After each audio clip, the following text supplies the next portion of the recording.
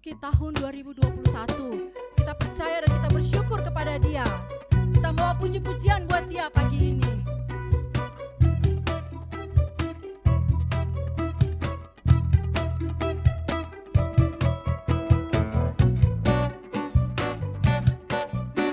Amin Tuhan, Kau Raja kami.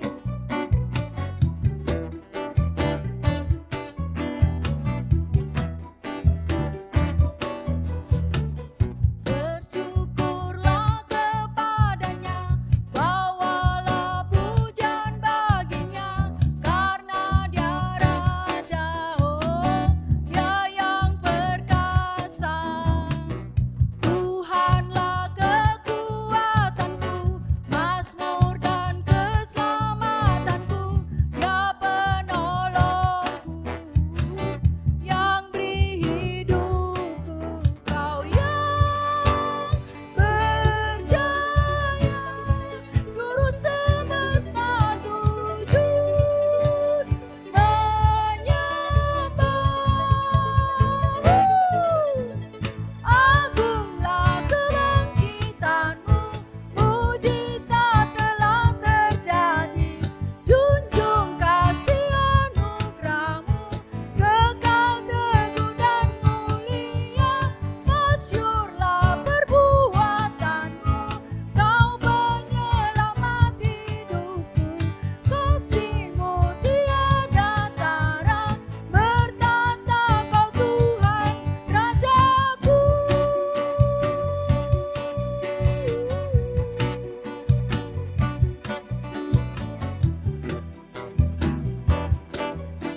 Engkau kekuatan kami Tuhan.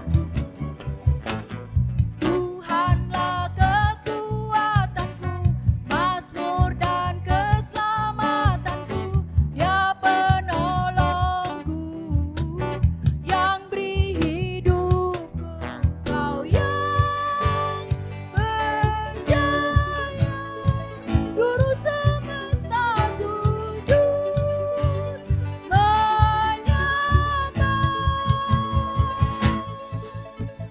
Agunglah kebangkitanmu, mujizat telah terjadi. Junjung kasih anugerahmu, kekal teguh dan mulia. Masyurlah perbuatanmu, Kau penyelamat hidupku. Kasih-Mu tiada tara, bertata Kau Tuhan Rajaku.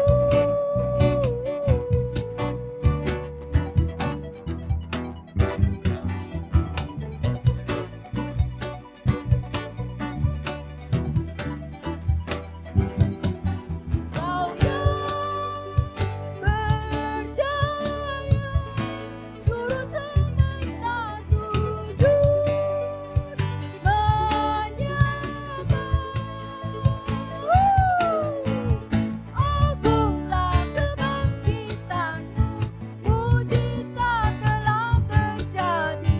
Junjung kasih anugerahmu, kekal teguh dan mulia. Masyurlah perbuatanmu, Kau penyelamat hidupku. Kasih-Mu tiada tara, bertata Kau Tuhan Rajaku.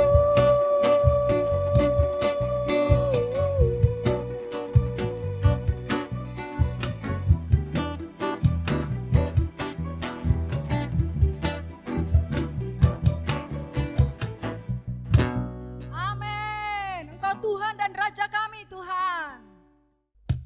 Kami masuk hadirat-Mu Tuhan. Kami menjadi seperti Engkau ya Bapa. Engkau adalah milik kami dan kami adalah milik.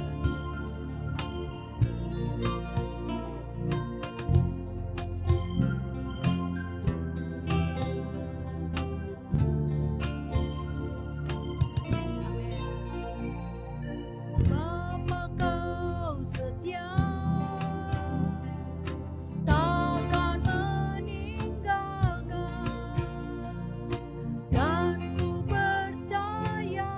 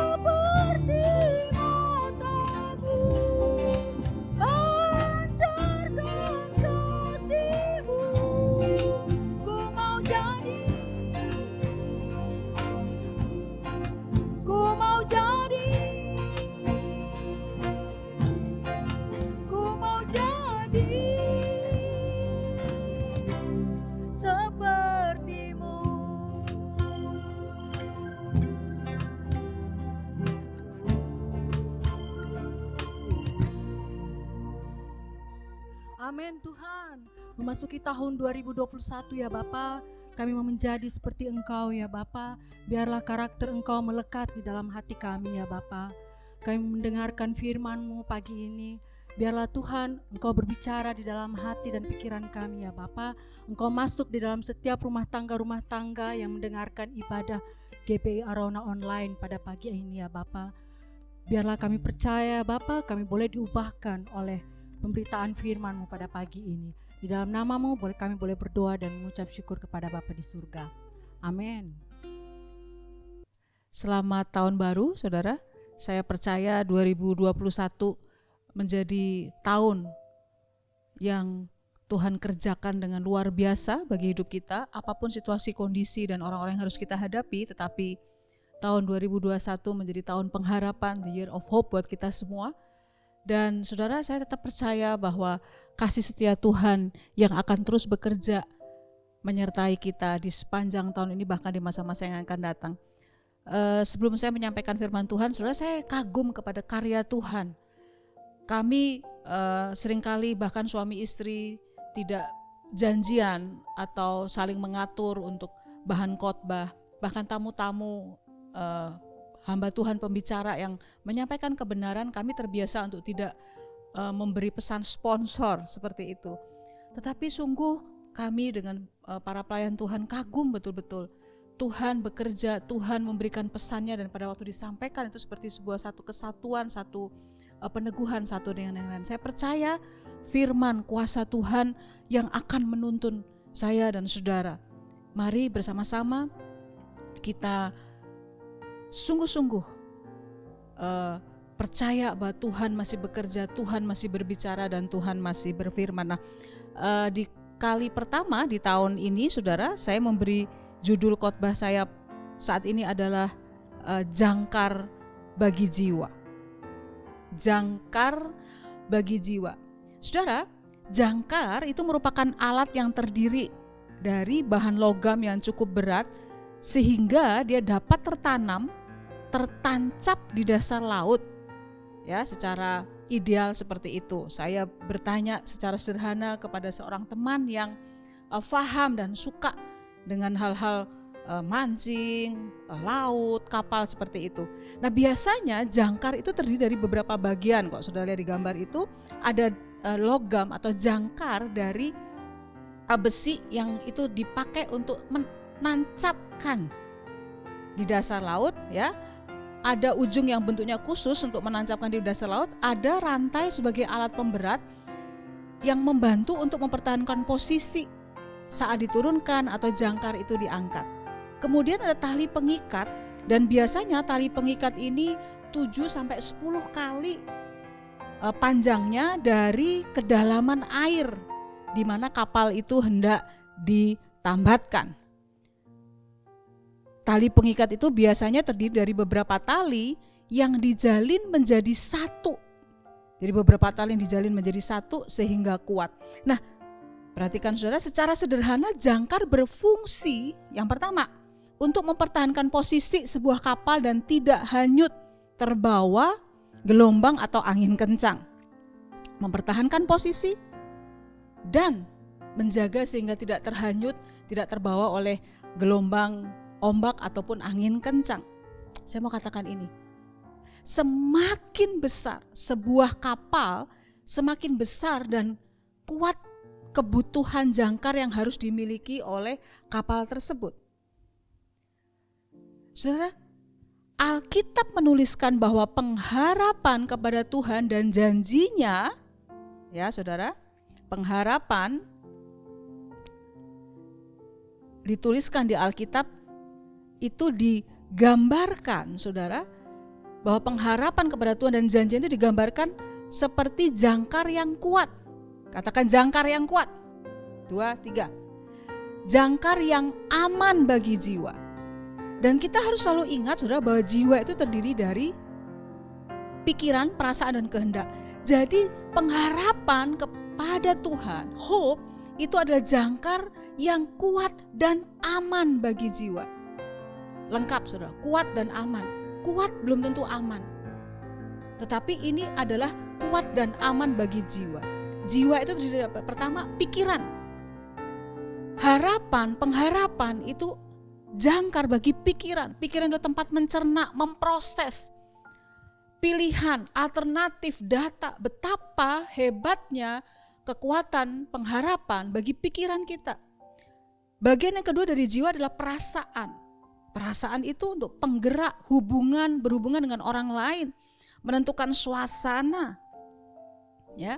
Dan yang ketiga menjadi sauh yang aman dan kuat, Saudara. Kuat dan aman bagi kehendak. Bagian dari jiwa yang ketiga adalah kehendak, kekuatan. Kehendak itu mencakup kekuatan, sebuah energi, sebuah bahan bakar, dan kehendak juga berguna bagi pencapaian, satu pencapaian. Nah, kesehatan jiwa kita tergantung pada kekuatan dan kedalaman jangkar hidup kita. Saya ulang, kesehatan jiwa, kesehatan mental kita tergantung atau bergantung pada kekuatan dan kedalaman jangkar hidup kita. Kita tidak bisa hidup dengan sehat dan kuat tanpa pengharapan. Pengharapan adalah bahan bakar. Pengharapan adalah bahan bakar energi kehidupan. Pengharapan, Saudara, adalah sebuah kepercayaan dan keyakinan terhadap sesuatu pasti akan terjadi atau tergenapi di masa yang akan datang, di masa depan. Pengharapan selalu berhubungan dengan masa depan. Di dalam iman kita kepada Kristus, maka pengharapan adalah keyakinan dan kepercayaan yang kuat bahwa kita akan menerima sesuatu dan upah di masa yang akan datang.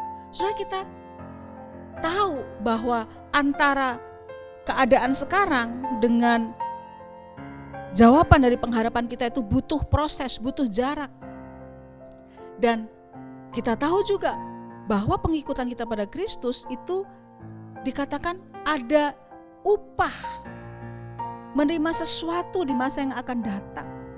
Saudara, tidak ada orang bekerja tidak mengharapkan upah, betul saudara? Nah, pengharapan itu di dalam Kristus merupakan kepercayaan yang kuat akan menerima sesuatu dan upah di masa yang akan datang. Dan saudara, iman dan pengharapan tidak bisa dipisahkan. Karena kita memiliki iman, maka kita memiliki pengharapan. Dan iman dan pengharapan tidak bisa dipisahkan. Iman dan pengharapan itu duet maut, istilah saya. Untuk berjalan bersama beriringan. Karena memiliki iman, maka kita memiliki pengharapan. Nah, Titus 1 ayat 2 mengatakan seperti ini. Ajaran itu berdasarkan harapan bahwa kita akan menerima hidup sejati dan kekal, itu upah. Allah sudah menjanjikan hidup itu sebelum permulaan zaman dan Allah tidak mungkin berdusta. Salah satu musuh dari pengharapan adalah putus asa atau tawar hati, despair. Yang berarti hilangnya atau tidak adanya pengharapan dalam hati seseorang. Saudara, mengapa seseorang putus asa? Saya pun pernah mengalami itu. Saudara, di masa-masa pandemi, kalau engkau bersama-sama dengan ibadah hari ini, mungkin kau sedang ada dalam situasi itu. Nah, mengapa seseorang putus asa, saudara? Karena menyerah, tidak punya kekuatan atau tidak mau berjuang lagi, yakin bahwa tidak akan ada perubahan dan pertolongan. Terlalu fokus pada kesulitan dan rasa sakit dibandingkan kesempatan, mujizat, perubahan yang bisa terjadi di masa yang akan datang. Bahkan kalau kita di dalam Kristus, ada perubahan, pemulihan yang Tuhan mampu kerjakan. Sikap yang terus-menerus lebih fokus pada apa yang dilihat. Perhatikan baik-baik, saudara. Apa yang dilihat itu sementara, tetapi apa yang tidak kelihatan itu jauh lebih kekal. Ada banyak teknologi yang dulu tidak dilihat, tetapi itu jauh justru menjadi muncul hari-hari ini. Kenapa, saudara? Orang-orang yang ada putus asa, tawar hati, despair selama masa pandemi ini, mereka punya sikap yang fokus pada apa yang dilihat, yang dirasakan, yang dialami, lebih dari yang Filipi katakan, lebih dari apa yang manis, yang sedap didengar, apa yang baik. Bahkan janji firman Tuhan, apa yang tidak pernah dilihat oleh mata, tidak pernah didengar oleh telinga, itu yang disediakan Tuhan bagi orang-orang yang mengasihinya. Amin saudara, amin saudara. Bahwa tahun ini apa yang gak pernah dilihat, apa yang gak pernah timbul dalam hati orang-orang yang mengasihi Tuhan, dasarnya orang mengasihi Tuhan, itu yang disediakan Tuhan. Saudara, sejujurnya perkataan kalimat ini tidak ada di dalam catatan saya. Engkau yang sedang bersama-sama beribadah, fokus kepada hidup yang mengasihi dan dikasihi Tuhan. Karena apa yang tidak pernah dilihat, apa yang tidak pernah didengar oleh telinga, yang tidak pernah timbul bahkan di hati, itu yang Tuhan sediakan. Amin. Ketika kita putus asa, maka pikiran logis kita tidak mampu bekerja dengan sehat. Masih ingat bagian jiwa, pikiran kita gak bisa kerja dengan sehat. Tidak mampu melihat peluang, tidak mampu melihat kemungkinan suatu perubahan yang baik terhadap situasi, kondisi, atau seseorang yang sedang kita hadapi. Bahkan tanpa disadari, orang-orang yang tawar atau putus asa itu terus berputar, bahkan berkubang tinggal di tempat yang sama, semakin tenggelam dan semakin buruk. Di saat pandemi dan masa sulit inilah kita butuh jangkar, katakan jangkar pengharapan. Yes, yang kuat dan teguh, yang membuat hati kita bisa tertancap dalam. Kita butuh dasar yang kuat bagi jangkar jiwa. Pengharapan kita tertancap lewat perenungan. Saya mau katakan seperti ini saudara. Pandemi ini merupakan alarm. Alarm itu peringatan bagi setiap saya dan saudara. Merupakan alarm dan kesempatan untuk melihat kembali. Juga reveal, apa itu reveal? Memunculkan seberapa dalam jangkar jiwa kita tertanam di dalam Tuhan, di dalam pengharapan. Serta mana yang lebih kuat, jangkar jiwa kita, sauh jiwa kita, atau gelombang situasi yang menerpa orang yang harus kita hadapi. Bahkan ada banyak hamba Tuhan, saya sering katakan, makan tuh khotbah. Banyak hamba Tuhan, bahkan pelayan Tuhan pengkhotbah berdarah-darah di masa pandemi ini. Dan saya ulang, pandemi ini merupakan alarm dan kesempatan untuk kita melihat kembali, memunculkan sesungguhnya seberapa dalam jangkar jiwa kita tertanam di dalam Tuhan. Saya ingin sedikit bergeser dari topik kita, saudara, berhubungan dengan apa bedanya beriman dan mengimani. Ya, beriman dan mengimani. Beriman itu percaya dan berserah pada kehendak dan kuasa Tuhan. Nah, yang sering terjadi adalah mengimani. Seringkali banyak tuh orang-orang yang quote of quote sudah karismatik seperti itu, mengimani.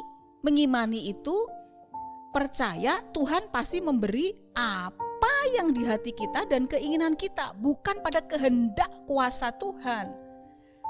Pada mengimani, keinginan kita lebih besar dari keinginan dan kehendak Tuhan. Ini yang jadi bumerang, kemudian melemahkan orang, karena bukan iman yang sesungguhnya, bukan beriman. Karena iman timbul dari mana saudara? Pendengaran akan perkataan Tuhan, firman Tuhan. Iman itu tidak timbul berdasarkan keinginan, fokus, goal kita, bukan. Iman itu timbul dari pendengaran akan perkataan Tuhan. Beda dengan pengharapan. Nah, sedangkan mengimani itu fokus pada keinginan kita lebih besar. Keinginan, harapan, ekspektasi karena keinginan kita. Mengapa kita stres, saudara? Kehilangan damai sejahtera. Padahal damai sejahtera itu, menurut istilah saya, damai sejahtera adalah harta dan senjata yang dahsyat. Oleh sebab itu Yesus katakan, damai sejahtera yang ditinggalkan itu dunia gak bisa beri, dunia juga gak tahu. Tetapi itu harta yang ditanamkan di dalam diri saya dan saudara semua. Mengapa kita stres? Mengapa kita kehilangan damai sejahtera? Karena kita kurang bersyukur, kita kurang menghargai apa yang kita miliki. Tidak. Nah, ini penting sekali. Dengarkan baik-baik. Tidak bisa mengelola ekspektasi. Hope, pengharapan di dalam Tuhan itu beda dengan ekspektasi manusia, saudara. Terhadap contoh, mengelola ekspektasi terhadap pasangan, keluarga kita, ekspektasi terhadap berkat seberapa besar yang ada di tangan. Kita tidak bisa mengelola ekspektasi keinginan kita. Seringkali kita selalu melihat rumput tetangga lebih hijau dari rumput kita. Kenapa? Karena rumput tetangga dirawat. Kita karena sibuk, ini sebuah joke saudara, sibuk melihat rumput tetangga, lupa merawat rumput kita sendiri. Makanya lebih hijau seperti itu. Rahasia kekuatan di dalam hubungan, dalam keluarga, dalam perjalanan. Belajar untuk mengendalikan ekspektasi. Karena kita bukan beriman, memiliki pengharapan yang benar kepada Allah, tetapi kita mengingini berdasarkan kemauan diri sendiri.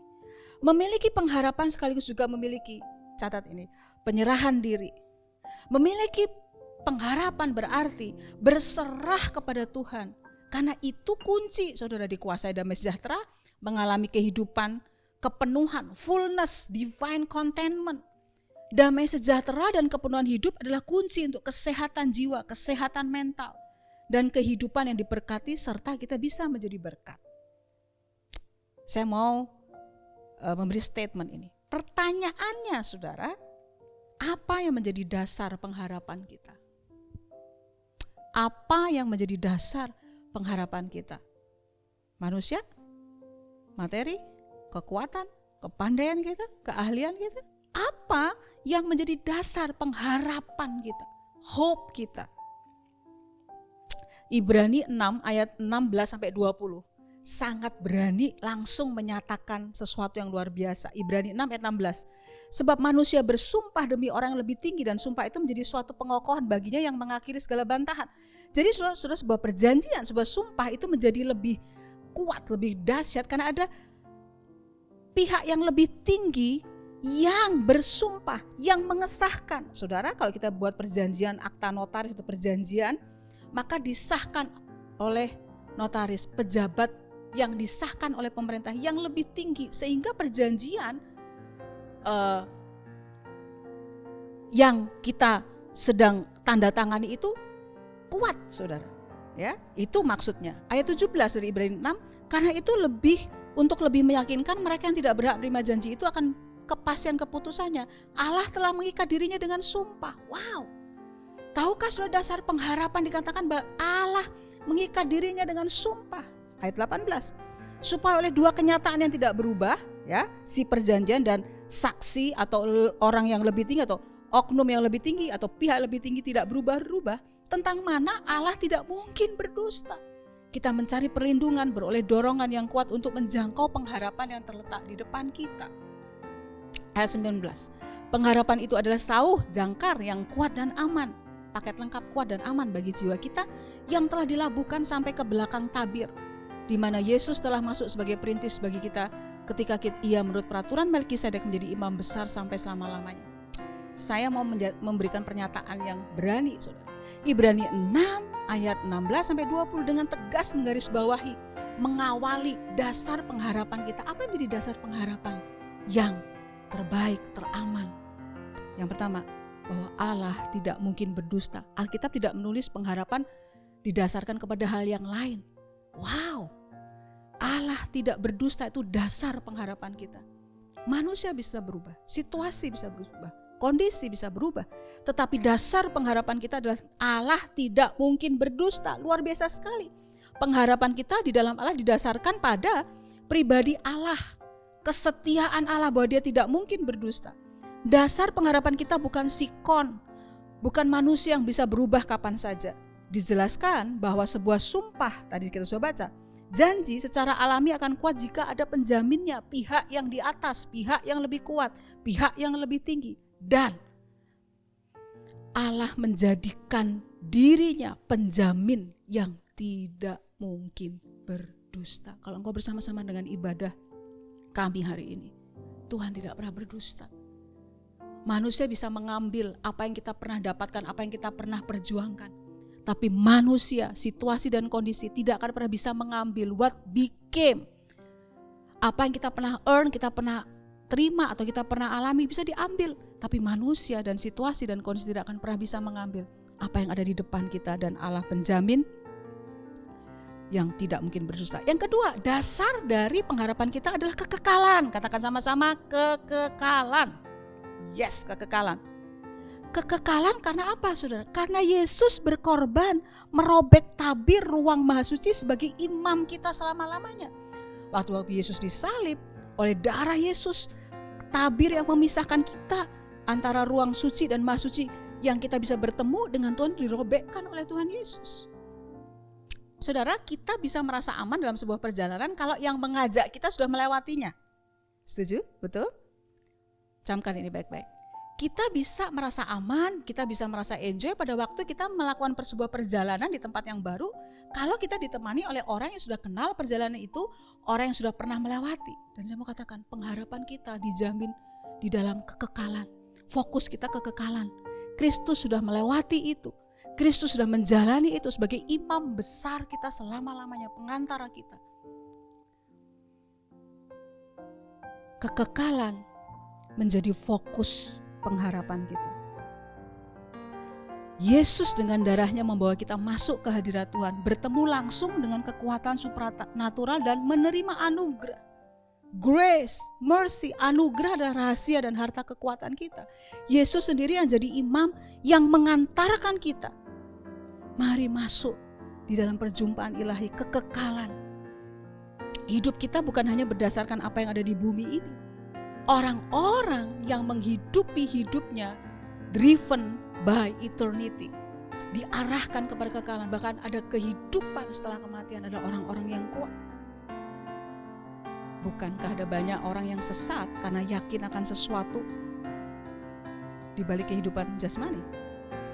Dan Yesus sendiri yang jadi imam yang mengantarkan kita. Dia hadir mengalahkan semua keraguan, keputusasaan dan pertanyaan tentang hari depan.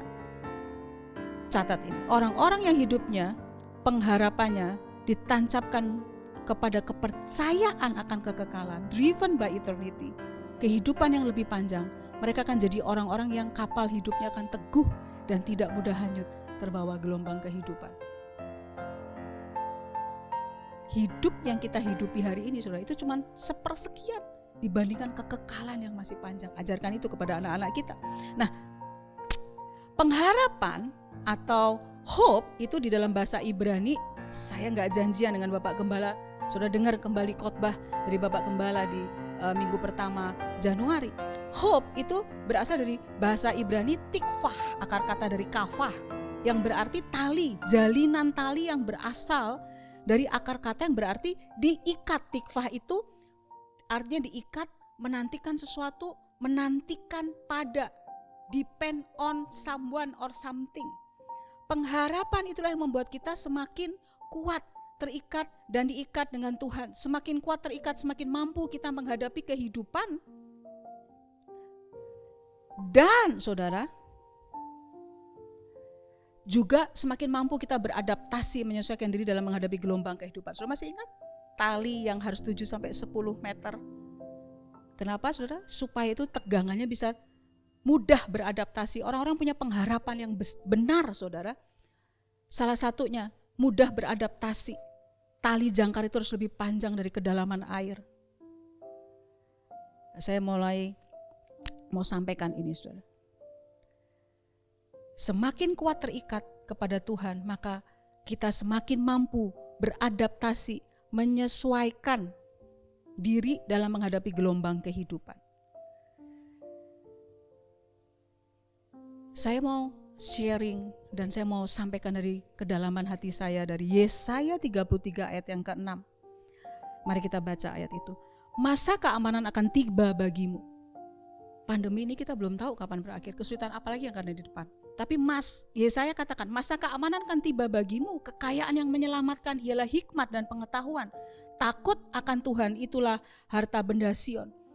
Saudara, 3 hal yang pakai istilah yang mudah ya, saudara. 3 hal yang akan menyelamatkan, yang melindungi engkau di tahun 2021. Yang pertama, takut akan Tuhan. Katakan sama-sama, takut akan Tuhan. Apa itu? Menghormati dan mengutamakan Tuhan. Memelihara kewajiban-kewajiban kita. Itu aset, itu harta yang luar biasa. Dari Yesaya tadi kita baca. Hal yang kedua untuk tahun 2021, hikmat. Banyak berdiam diri, intim dengan Tuhan, bergantung pada Tuhan, hidup dituntun oleh Tuhan, sanggup mengendalikan ekspektasi dan membangun kehidupan iman. Kita perlu hikmat. Hikmat itu beda dengan kepandaian. Situasi di dunia, di bisnis, di semua area, bahkan di pelayanan kita butuh hikmat, tuntunan. Dan yang ketiga, yang menyelamatkan, yang melindungi engkau. Pesan Tuhan secara khusus untuk tahun 2021 dan seterusnya. Yang pertama, takut akan Tuhan. Yang kedua, miliki hikmat, itu kekayaan yang luar biasa. Yang ketiga, pengetahuan. Tadi saya katakan, apa itu pengetahuan? Teruslah belajar. Banyak belajar, temukan ilmu dan pengetahuan yang baru. Sudah, saya akan cerita untuk mengakhiri khotbah saya hari ini tentang Mary Mitchell Slessor. Mary Slessor yang hidup di 2 Desember 1848 sampai 13 Januari 1915. Siapa Mary Slessor ini, saudara? Dia lahir dari keluarga miskin. Ayahnya seorang pemabuk, kehidupan yang sulit. Bahkan di musim dingin untuk beli selimut aja gak bisa. Tetapi kemudian dia menyerahkan diri menjadi misioneri dari Scottish Presbyterian. Dia diinspirasi oleh pelayanan David Livingstone, bapaknya orang pelayanan Injil, utusan Injil di Afrika, saudara.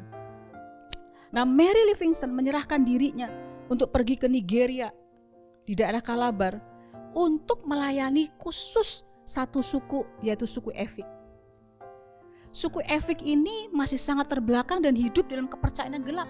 Salah satunya yang terjadi di suku Efik adalah kalau ada wanita melahirkan anak kembar, maka anak itu dianggap sial, anak itu dianggap kuasa jahat yang muncul.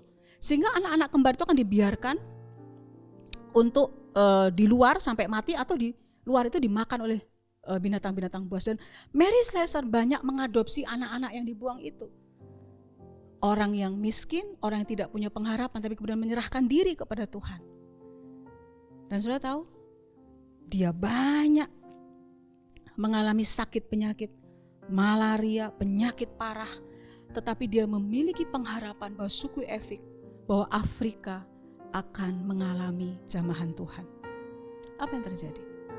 Tuhan bekerja lewat pengharapan Mary Slessor bagi suku Efik. Semakin besar kapal, semakin besar jangkar yang harus dibutuhkan. Kalau engkau hari ini bersama-sama beribadah, tancapkan pengharapanmu. Jangkar yang kuat dan aman itu di dalam Kristus. Mari kita berdoa. Kami bersyukur untuk hari ini, Tuhan. Setiap kebenaran firman-Mu berbicara lebih dalam lagi. Jamah kami, Tuhan. Jamah setiap orang yang bersama-sama ibadah saat ini. Mereka-mereka yang sedang putus asa, tawar hatinya terhadap situasi, kondisi, keluarga, pasangan, masa depan, ekonomi. Biar kami menemukan jangkar kami kembali di dalam Engkau, di dalam pengharapan akan kekekalan. Karena kami punya guide, kami punya penuntun, Yesus Kristus yang sudah melewati itu semua.